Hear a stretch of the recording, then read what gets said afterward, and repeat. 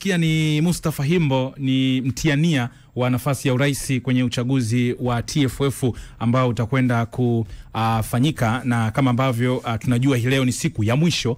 Leo ni siku ya mwisho ya kuchukua na kurudisha fomu, zoezi ambalo lilianza siku ya Jumatatu. Kwa hiyo saa 10 jioni ndio itakuwa mwisho. Ametaja hapo kwenye changamoto ya upatikanaji wa endorsement, jinsi ambavyo amekutana na huo mchakato, ugumu ambao ameupitia, ingawa yeye hapo amegusa, lakini tumeona muda mchache uliopita taarifa zinasema mgombea mwingine wa tofauti amekamilisha kanuni ya endorsement, kwa maana ya Dr. Mshindo Amsola ambaye naye pia ameonekana kwamba ni sehemu ya wagombea. Sasa swala la endorsement ni moja kati ya jambo ambalo limekuwa linachanganya watu na lina changamoto kubwa, na hapa naungana na katibu mkuu wa zamani wa TFF Angetile Osea ili aweze kutupa experience kwenye hili eneo na hii kanuni. Lakini kwenye eneo kubwa zaidi, mimi mwaka jana nilipata nafasi ya kusoma moja kati ya andiko lake, ilikuwa baada ya mkutano ule wa Moshi. Aliandika kuhusiana na vitu vingi sana kuhusiana na hizi harakati za kanuni na vitu kama hivyo. Tunaungana naye moja kwa moja. Angetile, habari ya muda huu? Nzuri tu, hali. Tupo vizuri, tunamshukuru Mungu. Unasikika live kupitia East Africa Radio, lakini pia kupitia East Africa TV. Upo live muda huu, na tungeomba tupate experience yako kwenye hili eneo la kikanuni, kwa sababu wewe ni moja kati ya watu ambao umekuwa ukizungumza na umekuwa ukiandika sana kuhusiana na haya mambo. Kwa sasa kwa Watanzania hii inaonekana kama ni changamoto mpya kwao, na ni jambo ambalo kila mtu anaonekana kulipigia kelele. Labda kwa uzoefu wako, ni changamoto kubwa kwa kiwango hicho kama ambavyo inazungumzwa?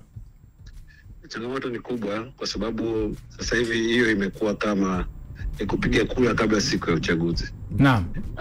Kwa maana ya kwamba unawezaje kuruhusu mgombea akaenda kutafuta idhini au wadhamini, naam, zaidi ya 5 ambao wanatakiwa kwenye fomu, na hapo umesema akipata mwanachama mmoja akimdhamini mgombea mmoja haruhusiwi kumdhamini mgombea mwingine. Unaona? Kwa hiyo inakuwa kama wanachama 40 wamemuidhinisha mgombea mmoja. Yaani hao wagombea wengine watagombana kwenye hao wachache waliobaki. Sasa huko anaweza akapata mmoja, akapata wawili, akapata. Kwa hiyo kama wako 3 watagombania wao, sasa inakuwa ni shida sana kwa wagombea ambao wanatoka nje ya mfumo. Na kama ambavyo umelishaje kama ni tatizo kubwa sana. Yeah. Na kumbuka nakumbuka kwenye uchaguzi wa mwaka 2021 hii pia ilikuwa ni changamoto na iliwakumba baadhi ya watu, ikiwemo mtu mwenye ushawishi kwa maana ya Halima Yai, alishindwa kukamilisha idadi ya endorsement 5. Kwa hiyo kwenye kutatua hii tatizo, kama ilizungumzwa miaka 4 nyuma, leo hii inakuja kurudi tena. Hapa katikati labda ni kina nani ambao walitakiwa walipambanie ili tatizo ambalo lilionekana 2021 ili mwaka huu tusingeliona tena? Hatua zilipaswa kuwa zipi? Ni kina nani ambao walipaswa kulipambania hili jambo? Ni familia ya mpira kwa ujumla, kwa sababu sisi tumeandika kujaribu kuinform kwamba kuna tatizo hapa. Toka wafanye mabadiliko ya katiba ya mwaka 2021 na walipofanya mabadiliko ya kanuni ya mwaka 2021 ndio waliingiza hivi vitu. Walipunguza idadi ya wapiga kura kutoka, yani wapiga kura walikuwa 4 kila mkoa, na 3 kwenye vyama shiriki na 1 kutoka kwenye klabu 16. Wamepunguza, mkoa umebaki na wapiga kura 2. Na vyama ni 1 nadhani, na klabu ni 1. Kwa hiyo tulikuwa tumeona kabisa kwamba hapa kunaelekea kubana watu kutoka nje kuingia kwenye nani. Na hii ni mbaya kwa sababu inawanyima wapiga kura nafasi ya wigo mpana wa kujua nani wamchague kati ya wale ambao wanagombea. Kwa hiyo ime nani hivyo. Wadau baada ya yale mabadiliko na baada ya kuona athari zake kwenye uchaguzi mwaka 2021 walitakiwa wa raise concerns zao, na hizo concerns walitakiwa wazipeleke kwa msajili wa vyama vya michezo, kwamba kuna kanuni umezipitisha, kuna katiba umepitisha ambayo inaondoa fairness kwenye uchaguzi. Sababu unaweza kuwa huru na wa haki lakini sio fair. Unaona? Kwa hiyo ile fairness inaondoka, uwanja wa mapambano umekuwa hauko fair kwa wagombea wengine. Kwa hiyo nadhani walikuwa na raise hii kitu kila mara kwa waziri, kwa msajili, kwa mwenyekiti wa baraza la michezo, ingekuwa imeshasikilizwa hapa katikati na wangelazimishwa waende kufanya mabadiliko ambayo yatatoa uhuru kwa wengine kugombea bila mizengwe.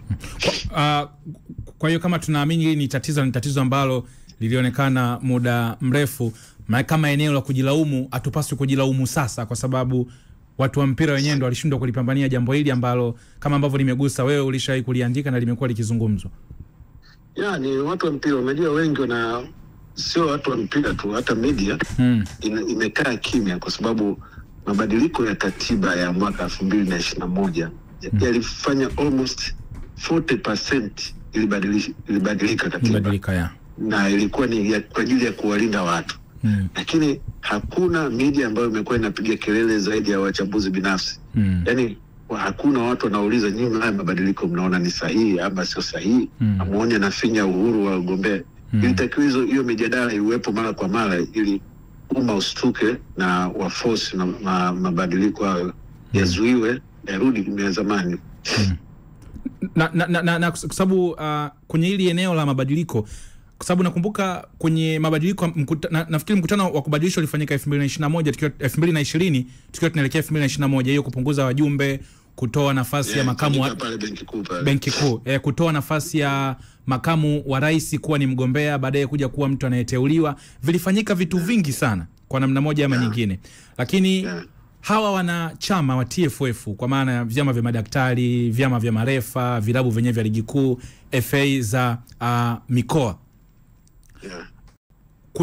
kuna mazingira yote ambayo hawa wanachama ndio ambao wanaweza kutuanzishia hizi harakati, au wenyewe pia ni sehemu ya kuwalaumu kwenye hili? Nafasi kubwa zaidi wanachama ndio na nafasi kubwa zaidi, kwa sababu unajua yale mabadiliko, nakumbuka kuna mtu alihoji kwamba mnasema mabadiliko haya yametokana na ushauri wa FIFA. Lakini tunajua huko nyuma kama FIFA walikuwa wameshinikiza kitu, walikuwa wanatuma mjumbe wao kwenye mkutano mkuu na anaelezea.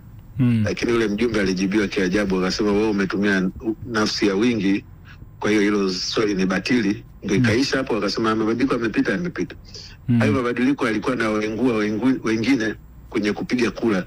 Sasa yamepitishwa in such a way kwamba watu hawajui kwamba yalikuwa yanaondoa haki yao ya kupiga kura. Na hii yote ni kwa sababu watu wanaenda empty-headed kwenye vikao, hawajui wanaenda kufanya nini. Yaani wanajua wenyewe tu ukifika uchaguzi ndo watavuna pesa, full stop. Tunahitaji watu ambao wanajua mabadiliko, kila ukisema badiliko moja linamaanisha nini kwao na kwa mpira kwa ujumla. Lakini wengi hawajui, na ndio maana kipindi chote toka 2021 watu wamekaa kimya, hawajui, wanasubiri uchaguzi ukitangazwa wanaenda. Hawajui kwamba kanuni zitawazuia. Wangekuwa wanajua wangeshapiga kelele hata kabla ya uchaguzi. Na angetili labda kwa kumaliza, kwenye uzoefu wako wa kuwa kwenye mpira, kwenye kuongoza, kwenye kuishi, kwa mazingira ambayo uliona kwa kipindi cha miaka hii 4, kuna mdau yoyote ambaye wewe ulikuwa unajua au uliona harakati zake ambaye sasa tunaweza tukasema anatosha, au kuna mtu ambaye unaamini kwa ambavyo tumeisha anaweza akamtoa karia na yeye akakaa kuwa kama rais, hata kama kwenye boksi hatafanikiwa au kupita, lakini kuna mtu mwingine ambao unaamini alikuwa anatengeneza mazingira kwamba tuseme huyu anatosha kuwa president, kwa ambavyo umeona mazingira kwa miaka hii 4? Unajua kawaida wao watu wa siasa zimebadilika sana za mpira, tofauti na zamani kwamba unaona watu wanakimbia mikoani, akisikia uchaguzi wanakimbia huku na huku. Lakini kilichofanya watu wajizuie kwenda, sisi kamati ya uchaguzi tuliacha ni kamati ya uchaguzi wa TFF. Lakini sasa hivi ile kamati ya uchaguzi inafanya kama ni kamati ya uchaguzi ya nchi nzima. Kwa hiyo wanakwenda mikoani, kamati ile inaenda mikoani kuhakikisha anayepita ni ambaye ataulinda uongozi wa sasa. Ndo kuandaa safu. Wamehangaika, wametengeneza wapiga kura, hawajatengeneza viongozi wa mikoa. Kokote wametengeneza wapiga kura tu. Kwa hiyo ukiona mazingira hayo, mtu huwezi kaingia kwenda kupoteza muda wako kule. Unajua kabisa kwamba hao walioko ni wapiga kura, sio viongozi wa mikoa. Okay, kwa hiyo kumbe changamoto ni system. kuna taarifa ambazo tayari zipo mitandaoni muda huu kwamba mtoto wa Dr. Mshindo Msola, kocha wa zamani wa timu ya taifa na mwenyekiti wa klabu ya Young Africans, kwamba ni sehemu ya wagombea. Yeye ametimiza endorsement zake 5. Kwa uzoefu wako, Msola amekuja ghafla kama ambavyo ilitokea kwenye uchaguzi wa Yanga kipindi kile. Ni mtu ambaye unaona anaweza ka challenge? Ni ngumu kuchallenge. Kama watu walifikia wakatengeneza azimio kwamba Karia ndio awe president, ni ngumu sana. Lakini labda akiwa mgombea, unajua ili upate haki ya kuchallenge uchaguzi lazima kwanza uwe mgombea. Ukiwa mgombea inakuwa ni rahisi zaidi. Labda atumie hiyo chance kuja kuchallenge vitendo ambavyo vinaonyesha ni ukiukaji wa kanuni za uchaguzi, kwa sababu kwa mfano umeenda kwenye mkutano mkuu, mkutano mkuu unapitisha azimio kwamba Karia awe mgombea. Sasa ukienda kuchallenge unaona kwamba hizi zilikuwa ni kampeni ambazo zimefanyika kabla ya uchaguzi ambazo ni batili. Kwa hiyo hapa ni lazima ambaye amefanya kampeni batili afanye nini? Ashughulikiwe na kanuni. Lakini pili, aliongoza mkutano mkuu ambao ulipitisha hilo azimio. Kama kweli walipitisha hilo azimio, naongoza mkutano mkuu unapitisha azimio ambao haliko kwenye agenda. Agenda za TFF ni 12 na ziko kikatiba. Unaona? Ziko lakini agenda za mkutano mkuu ni hizi na hizi na hizi. Lakini kaka Angetile, kwenye ule mkutano nakumbuka makamu wa kwanza wa rais Athmani Nyamlani aliwaambia ule mkutano sio wa jambo lile, labda kama wao wanachama wataona wafanye, lakini haukuwa kwenye mkutano ule, na ni kwa sababu ni jambo ambalo liliibuliwa na viongozi wa hizi timu mbili. Alikuwa ni Murtaza Mangungu alilianzisha, Hersi akaja naye akaja akalibariki. Ile tunailaumu vipi system wakati au tunaweza kusema walipandikizwa wafanye vile? Unajua watu wengine hata hivyo ukisikiza watu walikuwa nashinda uchaguzi, kwa kishinda tu kitangazwa ya hotuba yake ya kwanza anasema atakwenda na mtu fulani kwenye uchaguzi. Unaona kabisa kwamba safu zilikuwa zinapangwa. Kwa hiyo agenda lazima ziletwe na kamati ya utendaji kwenye mkutano mkuu. Hamna mkutano mkuu wa TFF hauna any other business. Okay. Lazima ziletwe lazima ziletwe na kamati ya utendaji. Labda ukitumia zile agenda 12 unatuma kwa katibu mkuu kwamba katika agenda hii ningependa kitu fulani kiwe discussed. Otherwise hamna any other business. Kwa hiyo pale Moshi Disemba mwaka jana yalifanyika makosa ya kikanuni. Kama walipitisha azimio ni makosa. Kama walipitisha azimio kwamba ni makosa kwa sababu mkutano mkuu hauna agenda hiyo. Mkutano wa uchaguzi una agenda moja tu ambayo ni uchaguzi. Basi mkutano mkuu wa kawaida wa mwaka hauna agenda ya kuzungumzia uchaguzi kwamba nani apitishe. Okay, tukushukuru sana Angetile kwa naam. Ile na jingine kwamba wanasema endorsement ya 40 sio 45 46. Najiuliza katika hizo 40 huyo mtu aliyezunguka kwa watu 40 ndani ya siku 4 ni nani? Lakini sasa wakati huyo anasema kati ya 47 46 zimechukuliwa, leo Mshindo Msola anaonekana katimiza, ndio tunapata maswali. Inawezekana yeye alikuwa hajajipanga kwa ajili ya uchaguzi, ndio maana akakuta zote zimechukuliwa. Kama ni 40 baraka bado kuna wajumbe wengine ambao wanachama wengine hawajapitisha watu wengine, sio? Yes. Lakini yeye amekutana na changamoto, anaambiwa watu 40 washachukuliwa. Huyo ni nani alizunguka katika hiki kipindi kifupi kuwapata watu 40, na klabu ziko mikoa yote na mikoa iko sehemu tofauti. Kwa hiyo inawezekana kabisa kwamba hiki kitu kilifanyika kabla ya kamati ya uchaguzi kutangaza tarehe ya uchaguzi. Lakini kwa experience Angetile, si huwa tunasema uchaguzi ni mchakato. Inawezekana kabla ya kwenda kwenye uchaguzi na kuchukua fomu, manake unatakiwa uandae mazingira, ujue nipo na kina nani. Na ndio maana sasa hizi kila mtu anashangaa kumuona Dr. Mshindo Msola, yeye jambo lake amelitimiza. Inawezekana tulikuwa tumuoni front, lakini Msola amefundisha klabu nyingi, kati ya klabu 16 5 kumpitisha haina shida. Na ukisha mtu mmoja akipata 5 na mwingine akija kupata 5 na kwa wagombea watatu. Unaona? Huku kwenye mikoa unakuta shamaliza. Kwenye vyama shiriki ni very difficult kumpitisha mtu, labda atampitisha Mayai kwa sababu ni kocha. Ni kocha. Lakini Mayai ni kocha na ni mwanachama wa Sputanza Of course, na alitokea Sputanza wakati alipokosa. Sio Sputanza, Tafka. Tafka. Na alitokea Sputanza. Alitokea Sputanza kwa wachezaji. Yeah. Okay, shukrani sana, tukushukuru sana Ngetila kwa muda wako. Shukrani sana. Asante. Asante sana. Bana, hiyo ni experience ya Ngetile Hosea ambaye alishakuwa katibu wa TFF na amekuwa akiandika sana. Kwa hiyo unaweza ukaona kuna eneo dogo hapa ambalo inaweza ikawa ndo solution ambayo ametupa.